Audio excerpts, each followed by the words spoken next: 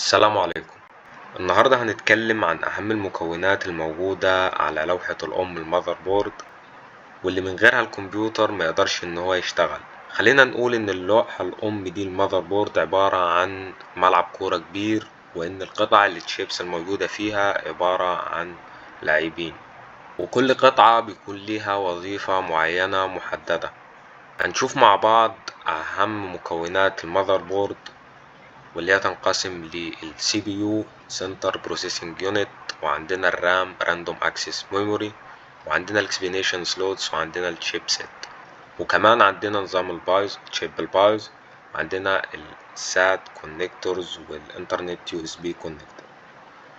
طيب هنبدأ بيهم واحدة واحدة، هنشرح واحدة واحدة بالتفصيل والوظيفة الخاصة بيها، وكمان ايه اهميتها او ايه اهمية وجودها في المذر بورد. اول حاجة هنبدأ بيها واللي هي الشيب سيت. معنى الشيب سيت يعني شريحة او قطعة الكترونية معينة. بس تتخيل معايا ان في حكم في الملعب بينظم اللعب، ده دور الشيب سيت.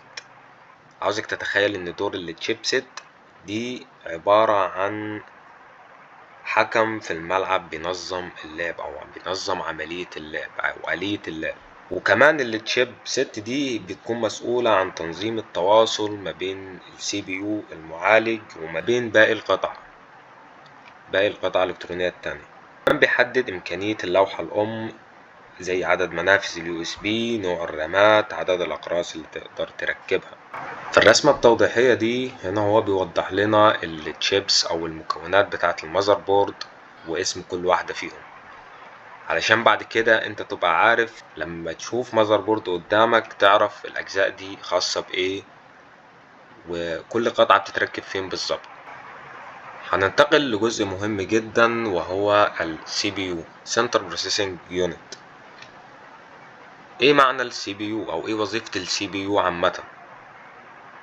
ال CPU هو عبارة عن عقل الكمبيوتر، عقل الجهاز، العقل اللي بيفكر بيه كل العمليات الحسابية، كل الوظائف اللي بيقوم بيها بتكون طالعة من ال CPU.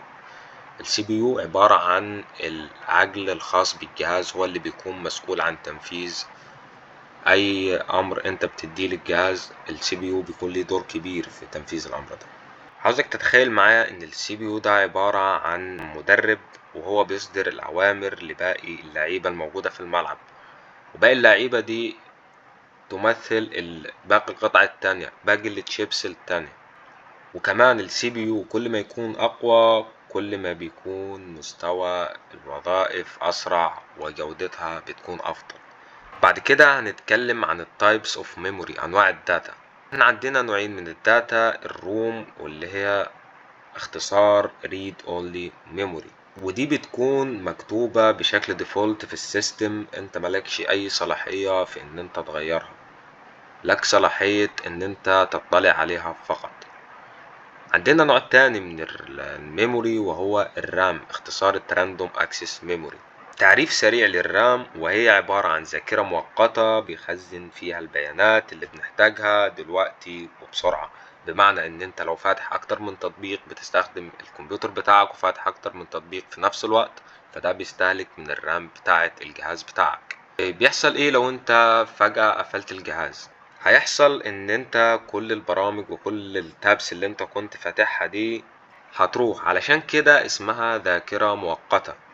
هنا في السلايد دي بيوضح لنا التايبس اوف روم، هنا بيورينا شكل الرامات عاملة ازاي والاصدارات الاحدث منها. في السلايد دي هنتكلم عن الاوتبوت ديفايسز، والاوتبوت ديفايسز دي عبارة عن الاجهزة اللي انا بستخدمها علشان اخد مخرج من الكمبيوتر، حاجة معينة بتطلع لي من الكمبيوتر.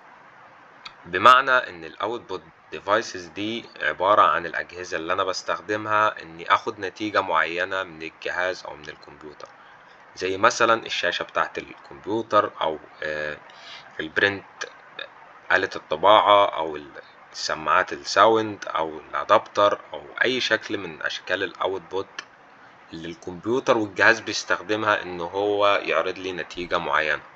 ده بالنسبة للاوتبوت ديفايسز. هنا بيوضح لي امثلة عن الاجهزة اوتبوت ديفايسز، ملخص الشابتر ده عامة والحاجات اللي اتكلم فيها، وفي حاجات زيادة احنا هنتكلم فيها.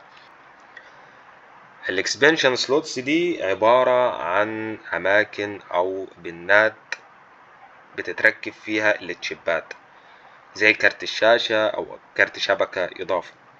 الفتحات دي اسمها بيسيز سلوتس، وبتختلف في الحجم حسب نوع الكارت اللي انت بتستخدمه. بعد كده عندنا الشريحة التشيب سيت.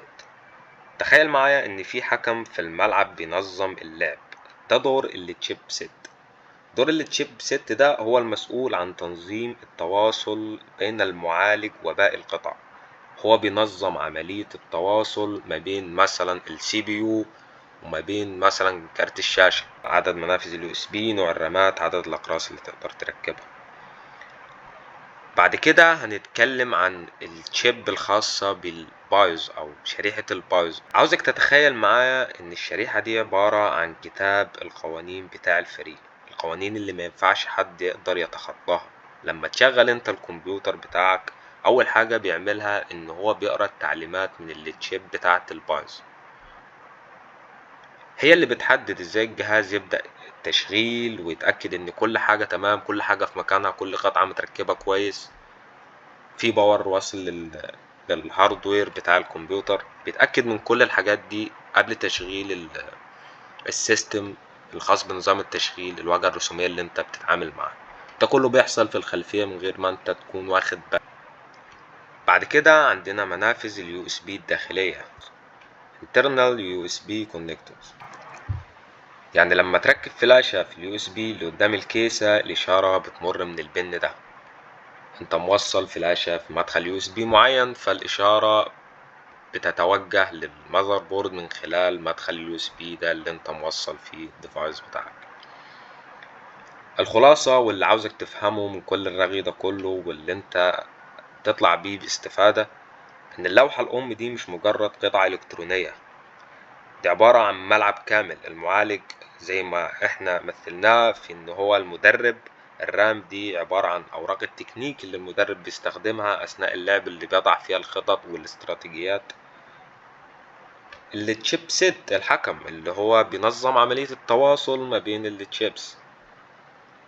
التشيب الخاصة بالبايزو دي كتاب القوانين، واللي قلنا ان دي بتتأكد وبتتشيك من كل الأجزاء بتاعة الهاردوير، وكل الحاجات دي متوصلة بشكل كويس علشان بعد كده يبدأ في عملية تشغيل الكمبيوتر ويعرض لك اليوزر انترفيس، الواجهة الرسومية اللي احنا بنتعامل معاها الخاصة بنظام التشغيل. وباقي المكونات هي الطرق اللي بتوصل اللاعبين ببعض. لما نفهم ده نبقى جاهزين نعرف ازاي كل قطعة بتشتغل مع التانية، ازاي بيعملوا كونكشن مع بعض. تحياتي ليكم، اتمنى يكون المعلومة وصلت لكم بأبسط شكل ممكن، وان احنا مثلنا او شبهنا التشيبس الخاصة بالهاردوير بأمثلة عملية او أمثلة سهل ان انت تفتكرها او سهل ان انت تتذكرها، والوظائف الخاصة بها.